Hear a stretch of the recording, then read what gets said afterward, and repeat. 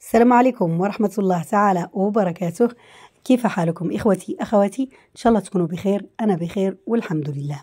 مرحبا بكم في قناة زوزو الأضرارية اللي نتمنى أنه محتواها ينال إعجابكم. محتواها عبارة عن الأكلات التقليدية أو الوصفات التقليدية لولاية أضرار وضواحيها، وكل ما هو تقليدي نقدمه في هذا القناة اللي نتمنى أنه محتواها ينال إعجابكم. اليوم إن شاء الله راح نقدم لكم طريقة عمل بمناسبة حلول شهر رمضان علينا، ربي يدخلوا علينا بالخير والصحة والعافية. راح نقدم لكم حشايش الحساء، الحشايش الخاصة بالحساء الأضراري ولا الحريرة الأضرارية. أول مكون له هو القرطوفة اللي تسمى أيضا هنا بولاية أضرار الوزوازة، وكثير من الولايات يسموها القرطوفة. هي عبارة عن عشبة خضراء برية تنبت في المناطق الاستوائية المعتدلة. وتجي فيها هاد الوردة الصفراء اللي كتشوفيها، يجي لونها خضر وتجي هكا فيها وردة صفراء. راح نستعمل 250 غرام حتى 300 غرام. انا هاد المره استعملت 300 غرام لانه النوعيه نتاع هاد العشبه خاصه هذه اللي عندي هاد العام نظيفه نقيه مفحفحه خضراء من النوع الجيد، فقررت اني نستعمل منها 300 غرام. وعندي هنا القزبر ولا زريعه القزبر ولا القزبر حب 50 غرام 50 غرام. وعندي ايضا الطازيه. بالنسبه للطازيه مش معروفه كثيرا في ولايه اضرار، معروفه في المناطق المنيعه ورقله هذيك المناطق الثانيه.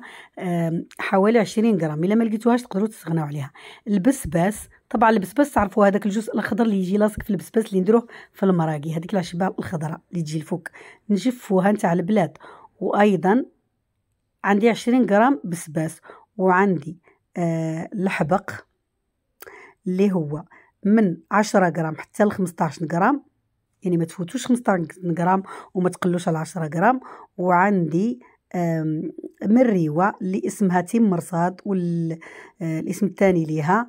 عندي كمية قليلة حوالي 10 غرام فقط، حوالي 10 غرام فقط. وألال اللي نعرفه باسم ألال فقط، ما عندوش اسم آخر هنايا في ولايتنا، وسألت عليه العطارين يعرفوه بألال فقط. يعني كل عطارين ولاية أضرار عندهم 10 غرام أيضا فقط. بالنسبة لهاد الاثنين هما 3 مكونات اللي هو الزعتر وفليو والقزبر الاخضر هذاك مجفينه، يعني ورقات القزبر هذاك الاخضر تكون مجفه. انا ما عنديش، نتوما لا عندكم ديروها، ديروا ملعقه اكل فقط. يعني بالنسبه للألال ايضا ديروا 10 غرام، ديروا ملعقه اكل، يعني ملعقه نتاع الاكل فقط مملوءه. وبالنسبه لهذوك 3 اللي ذكرتهم لكم راح نكتب لكم في صندوق الوصف بالملاعق وبالغرامات، ملعقه اكل فقط. يعني بالنسبه للفليو وألا عفوا فليو والزعتر والقزبر المطحون، عفوا القزبر المجفف، ملعقه نتاع اكل فقط، ملعقه كبيره اللي ناكلوا بها هذيك فقط، يعني ماشي معمر. واختياريين تقدروا تستغناو عليهم. طبعا بديت ننظف الاعشاب كما راكم تشوفوا، لانه انا مجفتهم وحدي في الدار وشاريتهم وحدي ومجفتهم في الدار، يعني ملبستهم في الدار، فكلهم نضاف ونقيين. كنت تشوفوا هنا غربلتهم ما طاح منهم التراب. المهم كل المكونات تغربلوهم تنظفوهم وتخلطوهم مع بعضها البعض كما راكم تشوفوا. وبالنسبه للطازيه، اذا ما كانش عندكم الطازيه تقدروا تستغناو عليها لانها ماشي معروفه في ولايه أضرار، يعني ماشي متواجده يعني قليله. انا من بعد راح نعرفكم عليها مليح مليح، وهي خضره. راح ندير لكم فيديو تتعرفوا عليها هي ومريوه والقرطوفه. كاين الناس اللي يديروا في الحساء غير القرطوفه فقط، يعني تقدروا ديروا القرطوفه والقزبر ومع مكون ولا مكونين فقط، وتقدروا ديروا كل هذه المكونات. الرائحه تجي ولا اروع. والبنه ما نقول لكمش، البنه يتغير طعم الحساء نهائي. المهم نخلط كل المكونات من بعد ما غربلتها ومن بعد نظفتها. التنظيف يكون يعني مثلا كاين هكا حجره ولا كاين عود غليظ ولا عود ابيض ولا هكا، والقرطوفه تنظفوها من الجذور فقط. المهم كيما راكم تشوفوا هنا بعد ما نظفتهم وخلطت المكونات كلها مع بعضها البعض مليح، ما تنظفوا. العمليه سهله جدا والمكونات سهله ومتواجده في كل ولايه اضرار، معروفه ومتواجده. الناس اللي ساكنين في ولايه اضرار ما حتلقاو حتى مشكله في انكم تتناولوها، تحضير يعني تقتنوها. تحضيرها سهل جدا جدا جدا. تنظف المكونات، تخلط كما راكم تشوفوا بهذه الطريقه، تغربل وتنظف وتخلط بهذه الطريقه اللي راكم تشوفوها، تخلطوها مليح مليح ومن بعد تطحنوها ومن بعد تغربلوها وتتحصلوا على حشايش الحساء. قمه في الروعه، قمه في البنه، وقمه في النكهه، وما نقول لكمش على الفائده. الفائدة حدث ولا حرج.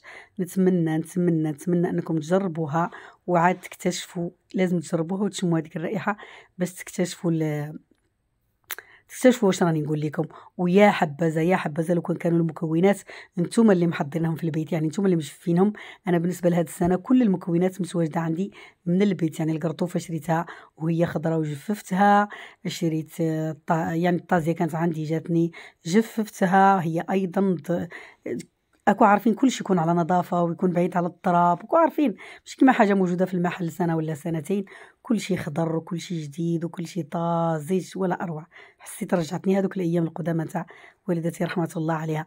المهم طحنتها كما راكم تشوفوا، حتى طحينها سهل، يعني تقعدوا تطحنوها في طحانه القهوه فقط، يعني ماشي شرط تكون عندكم هاد الطحانه، ولا ما عندكمش كاع اللي تطحن لكم تقدروا تدوها للعطار يطحنها لكم ومن بعد تغربلوها. بالنسبه للتغربيل غربلوها في الصفايه فقط. شو هذوك الصفايات الحديد الموجودين عندكم في البيت غربلوها فيهم، ما تغربلوهاش عفوا في الغربال هذاك العمى هذاك نتاع الفارينه باش ما تجيكمش مطحونه بزاف.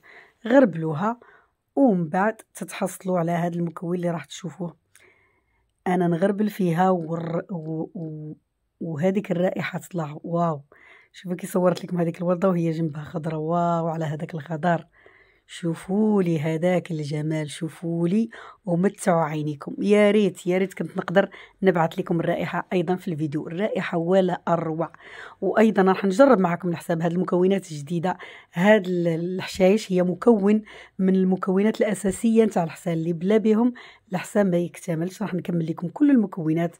نلتقي في فيديو جديد ان شاء الله. قبل نتمنى اذا عجبكم الفيديو ما تبخلوش عليا باللايكات وما تبخلوش عليا بالتعليقات وما تبخلوش عليا باقتراحاتكم اللي من نقدر نطور بها القناه.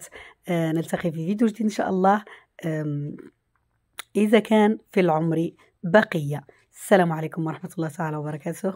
سلام.